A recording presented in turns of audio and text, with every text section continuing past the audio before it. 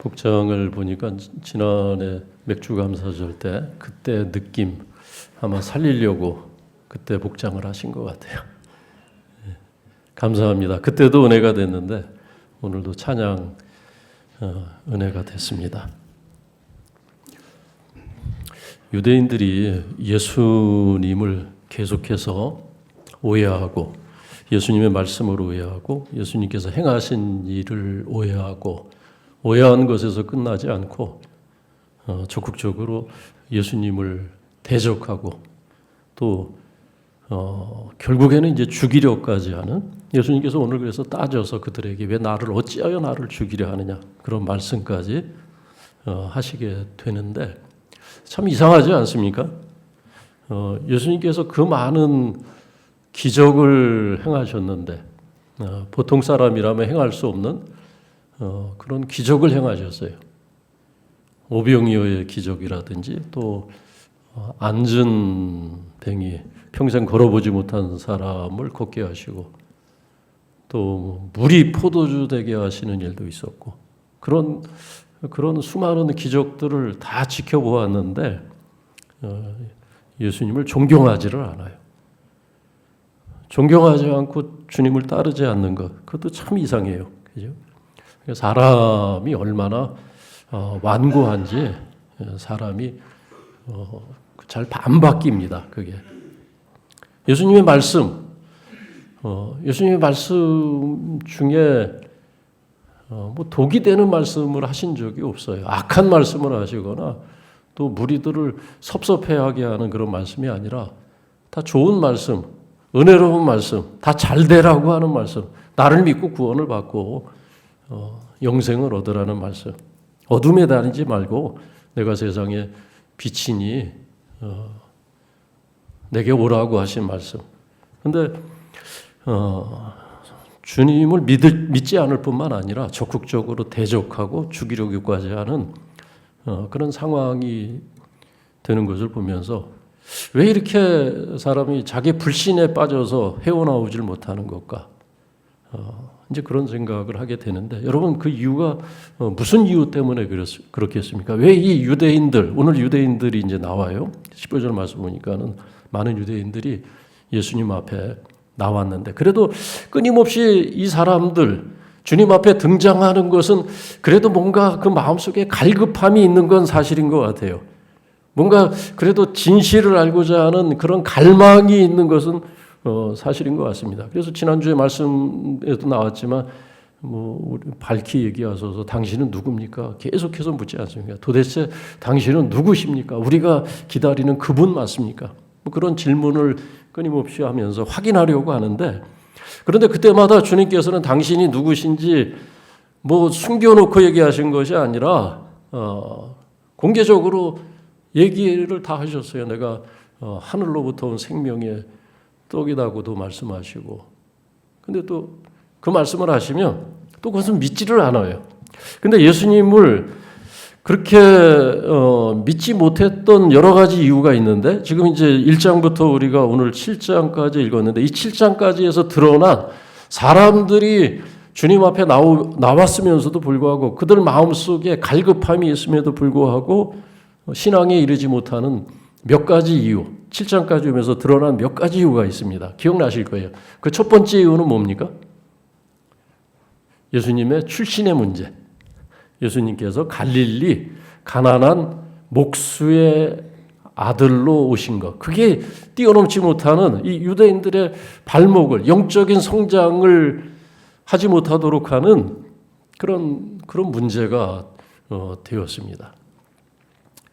예루살렘 사람들이 보기에는 갈릴리에서 하나님의 아들 그리스도가 오신다는 것을 받아들일 수가 없는 문제였어요.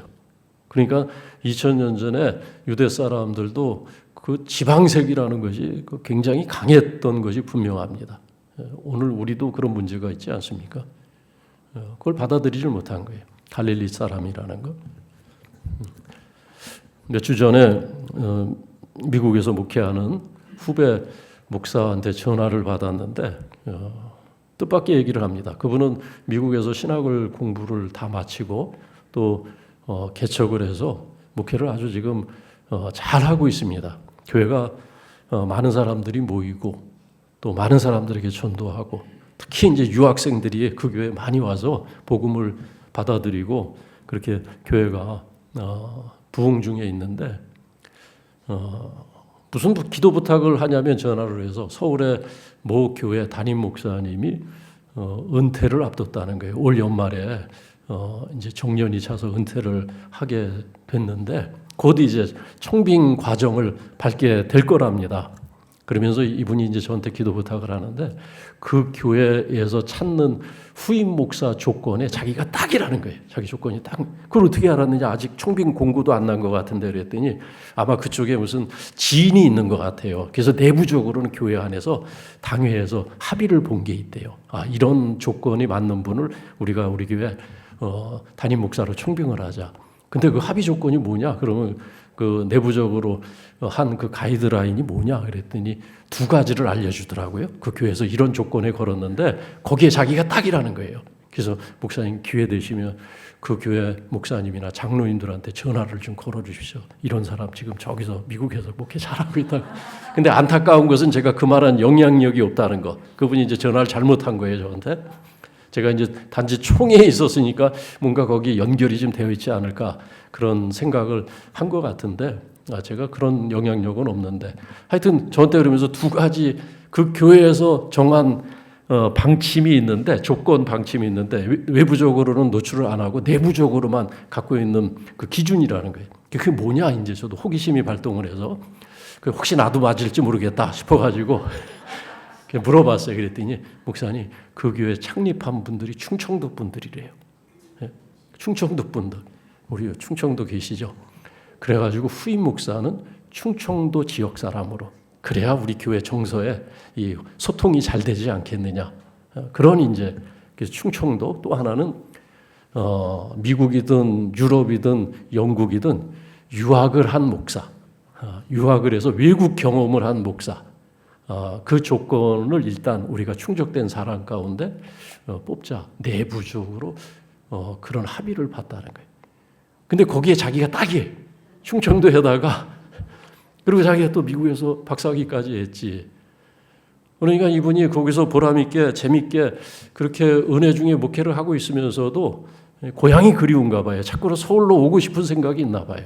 그래서 자기 위해서 좀 기도해 주시고 또 전화도 좀 되면은 기회 되면 해서 이런 사람 있다고 추천 좀 해달라는 전화를 3주 전에 받고 여러 가지로 좀 생각이 많았어요. 일단 아직도 세상은 이렇게 바뀌었는데 아직도 세상은 변하지 않은 것 같아서 2000년 전이나 지금이나 도대체 하나님의 말씀으로 날마다 새로워지고 날마다 거듭나서 우리가 성숙함을 성장해감을 좀 세상에 보이고 세상을 선도해야 되는데 세상은 바뀌었는데 아직도 하나님의 진리의 말씀을 모시고 사는 하나님 앞에서 살아가는 교회는 바뀌지 않았다라는 생각을 하면서 참 안타까운 생각이 들고 씁쓸한 생각을 떨쳐내지를 못했습니다. 여러분 그 2000년 전에 예수님 갈릴리 출신이라는 것 때문에 사람들이 그 문턱을 넘지 못해요. 그러니까 그 서울의 그 모 교회 이름만 대면 여러분도 다 압니다. 워낙 교회가 역사도 있고 또 우리 교단에서 영향력 있는 그런 교회이기 때문에 근데 그 얘기를 듣고 야 큰일 났다 그런 생각을 했어요. 그러니까 그 교회는 예수님이 이력서 밀어넣어도 예수님 서류 전형 통과 못합니다. 갈릴리 출신이니까 예루살렘 출신이어야지. 그리고 오늘 말씀 보세요. 15절 말씀 예수님 학문 없는 사람이었어요. 이것도 문제가 됐어요. 학문 없는 사람. 15절 말씀 있잖아요. 이 사람이 배우지 아니하였거늘.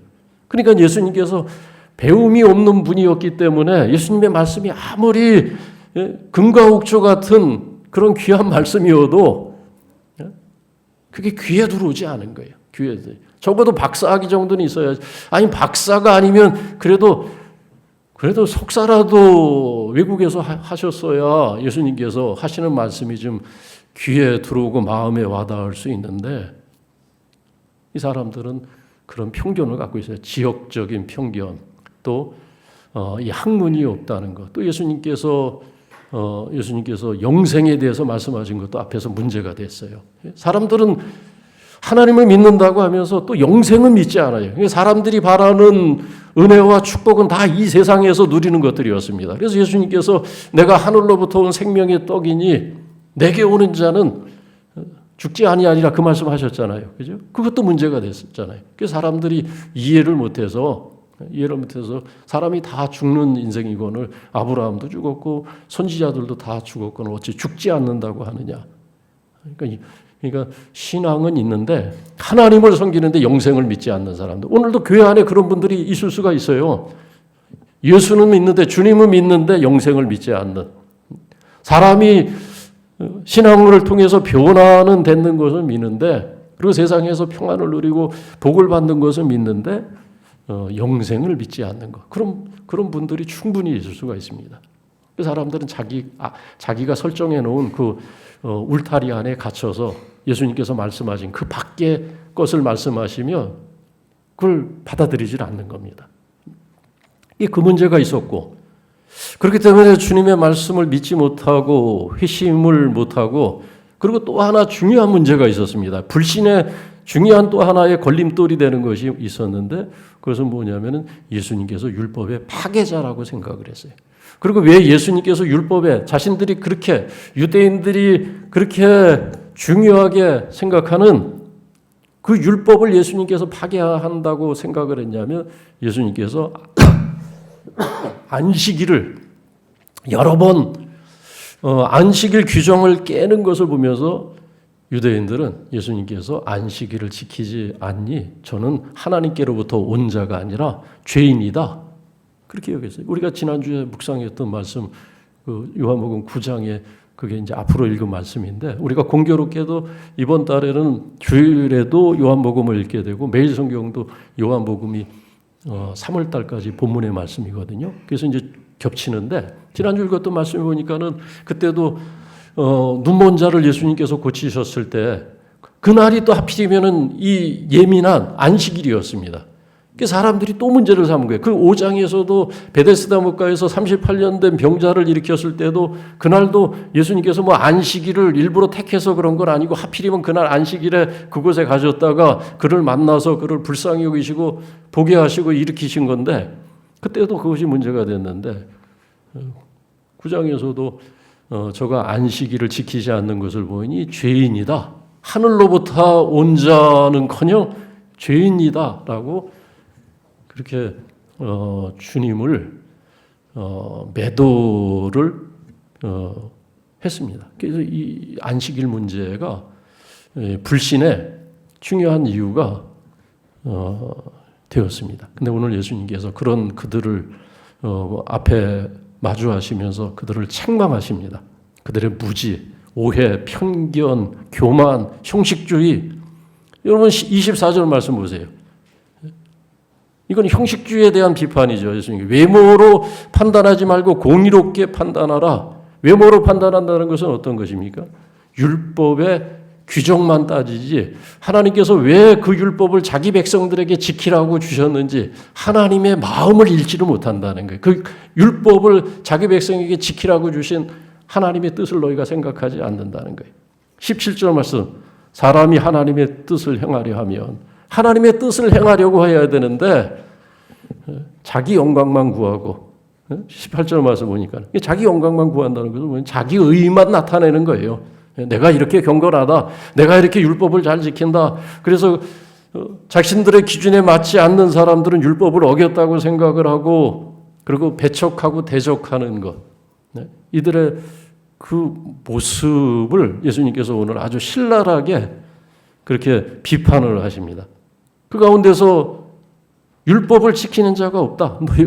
율법을 그렇게 중요하게 신주 딴지 보시듯이 하는 사람들에게 예수님께서 하신 말씀이 너희가 율법을 지키지 않는다. 이 얼마나 심각한 그런 예수님의 비판입니까? 그 전에도 경건한 사람들을 향해서 예수님께서 그 전에도 5장에서도 그 비슷한 말씀하지 않았습니까? 너희 안에 말씀이 없다. 그런 말로 저들을 책망하셨는데 오늘 그와 같은 말씀을 또 하세요. 너희가 율법을 지키지 않는다. 그 율법을 지키지 않는 이유가 뭐냐면 자기식으로 자기 의만 나타내고 자기 영광만 구하는 거예요. 하나님의 뜻은 외면하고 율법을 주신 하나님의 뜻이 있지 않겠습니까? 여러분 율법을 주신 하나님의 뜻이 뭐겠어요? 그 율법의 정신이 뭐겠습니까? 그것은 공의예요. 24절 말씀에 있는 것처럼 공의롭게 판단하라. 하나님의 공의를 생각하라는. 공의라는 것은 정의라는 단어와 유사한 의미입니다. 그리고 그 정의라는 것도 뭐겠어요? 정의라는 것은 사랑의 큰 덩어리입니다. 사랑이 합쳐지면은 그것이 정의로 열매를 맺는 거예요. 사랑이라는 것은 개인과 개인과의 관계라면 공의라는 것은 사회적으로 그것이 열매를 맺는 것. 공의로운 사회, 정의로운 사회. 약자나 강자가 서로 하나가 되어지고 약자들이 피해를 보지 않고 오히려 약자들이 보호를 받는 모든 사람이 하나님 앞에서 똑같은 기회를 갖고 똑같은 은혜를 누리는 공동체.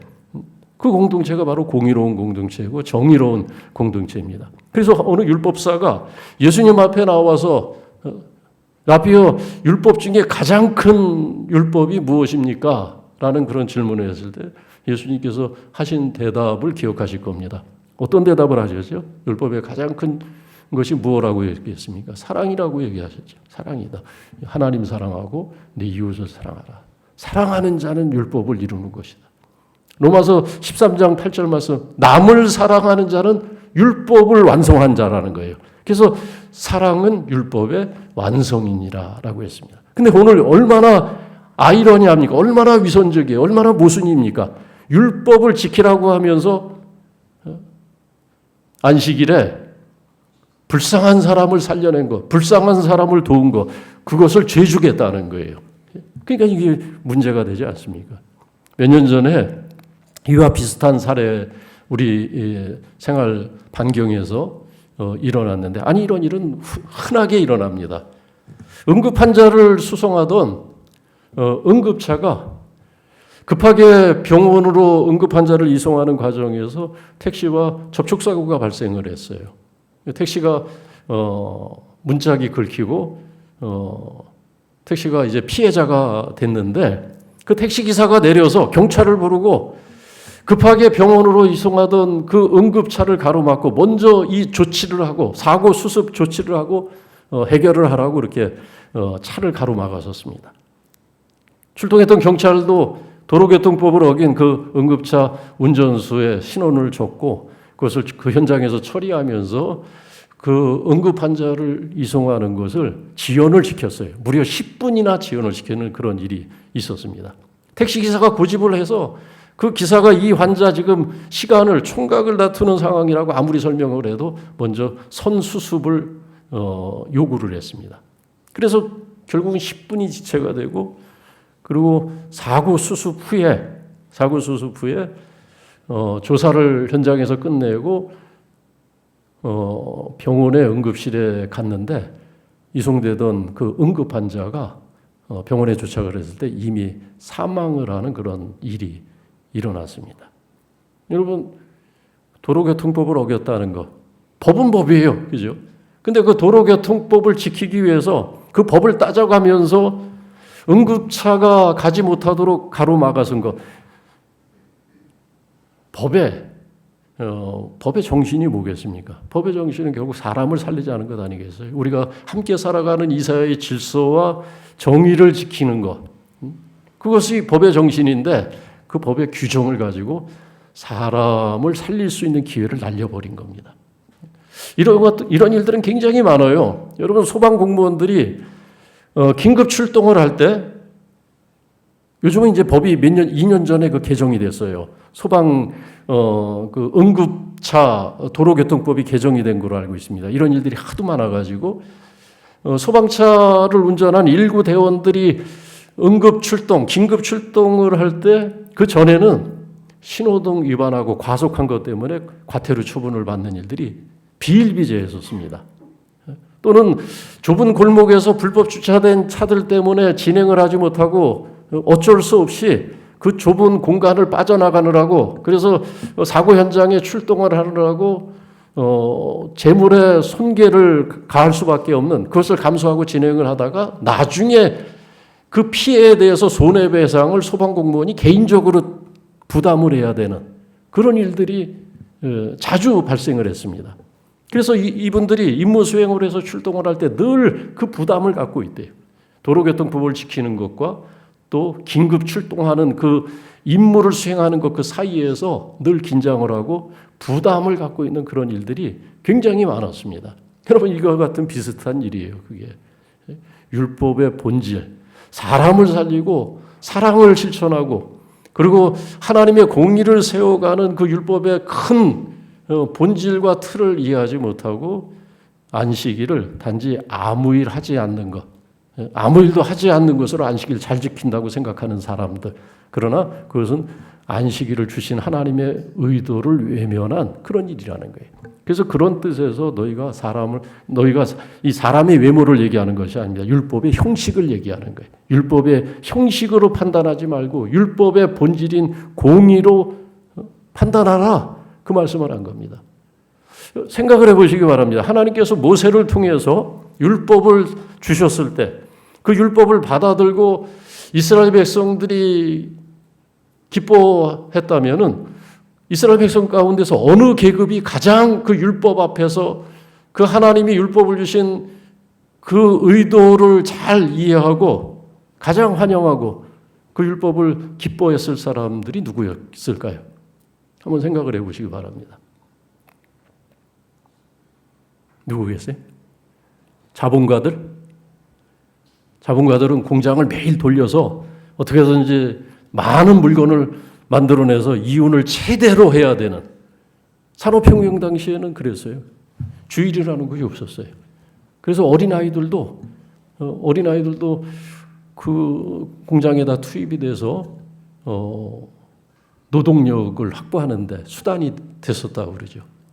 주일학교를 왜 교회에서 만들었냐면 그 당시에 처음으로 주일학교가 생긴 배경이 뭐냐면 그 어린아이들 그 노동에서 하루라도 쉬게 하려고 아이들을 교회로 불러 모은 겁니다. 하루라도 교회에서 성경 가르치고 주일 지키게 하면서 아이들을 하루라도 그 노동으로부터 쉼을 얻게 하려고. 그와 마찬가지인 겁니다.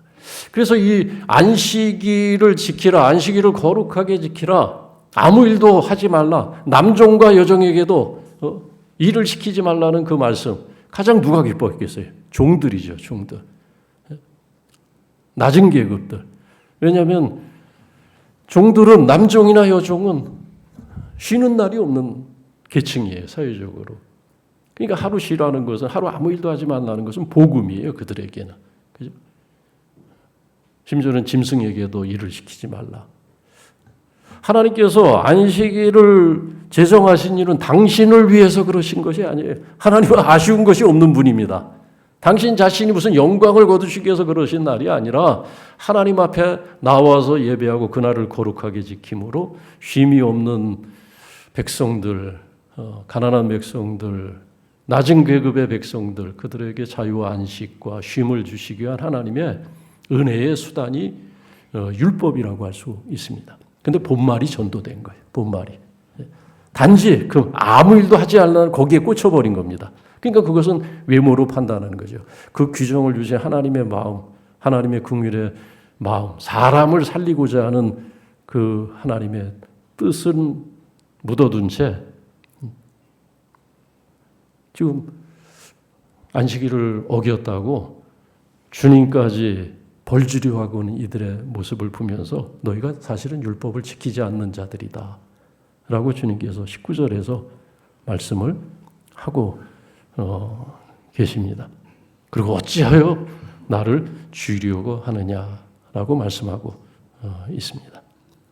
오늘 우리는 이 말씀을 기억하면서 이 말씀에 해당되는 사람들이 누굴까? 이런 비판을 받을 수 있는 가능성이 가장 많은 사람은 누굴까? 교회 안에서 한번 생각을 해보시기 바랍니다. 그것은 누구겠어요? 율법을 하나님의 말씀을 가장 많이 안다고 하는 사람들, 목사가 될 수 있고 장로님들이 될 수 있고 또 교회 오래 다닌 사람들이 될 수가 있어요. 목사가 가장 무서워하는 신자가 있습니다. 목사가 가장 무서워하는 신자. 지금 뚫어지게 쳐다보니까 갑자기 긴장이 됩니다. 누구겠어요? 누구? 열심은 있는데 말씀은 많이 알고 성경 공부도 많이 했는데 그 말씀의 뜻을 모르는 분들, 이 목사가 가장 무서워하는 분이. 왜냐하면 그런 분들은 말씀을 자의적으로 해석을 하거든요. 자기 편한 대로. 근데 그것이 저 스스로에게 하는 말이기도 해요.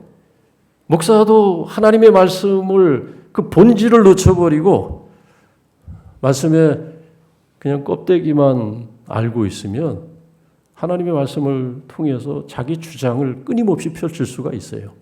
이 자리에서. 그럼 여러분은 그걸 눈치를 못 챕니다. 아마 그냥 목소리만 크게 하고 믿습니까? 여러분 틀림없이 99%는 다 아멘하고 할렐루야 은혜 받았다고 하실 겁니다. 우리는 기억을 해야 됩니다. 하나님의 말씀을 많이 아는 것이 중요한 것이 아니라 많이 알면 좋죠. 그러나 더 중요한 것은 뭐냐면 그 뜻을 알아야 된다라는 겁니다.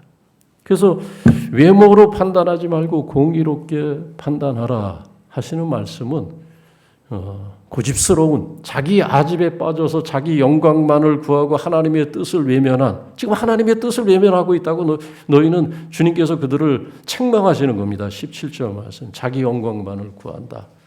오늘 우리를 향한 그런 도전의 말씀으로 받아들이면서 날마다 하나님 앞에 나 자신을 펼치면서 내가 하나님 말씀에 순종해야 될 것은 무엇인가?